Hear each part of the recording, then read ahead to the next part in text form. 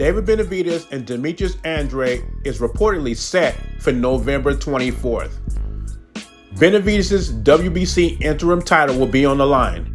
I have David Benavidez all the way, and I actually think David Benavidez will stop him. Demetrius Andrade's been hurt by Liam Williams, Meta Rosen, and it was dropped by Nicholson.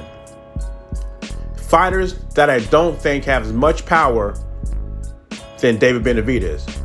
But on the other hand, if Demetrius Andrade pulls the upset off, and beats David Benavidez, that should put him in line for a Canelo shot. Because according to Mauricio Sulaimán, David Benavidez is now the mandatory for Canelo's WBC title. I like the fight, Benavidez and Andrade. I just don't like it on pay-per-view, and that's the drawback. How many pay-per-views they think this fight's gonna sell? Just when I thought the PBC was changing up, they're gonna continue to put fights like this on pay-per-view. It's a fight I will watch.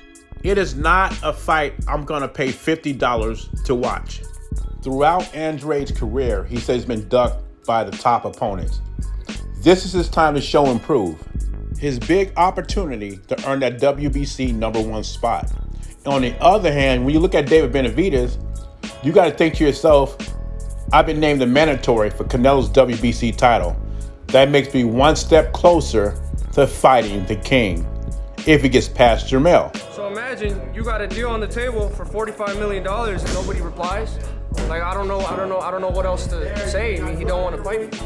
You know, he'd rather negotiate with somebody that hasn't fought in 3 years.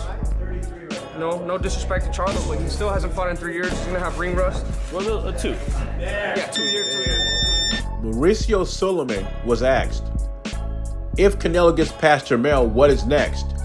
And he said, David Benavidez, who's an interim champion, he will be made a WBC mandatory in March 2024.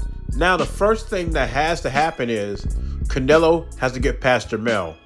And then David Benavidez got to get past Andrade. Then we're talking about, does Canelo follow through with it? He has a 3-fight deal with the PBC. And according to Eddie Reynoso, the first 2 fights are the Charlo brothers. The recent interviews I saw with Jamal Charlo, it does not seem like he'll be ready in May. And that is the slot Benavidez could take.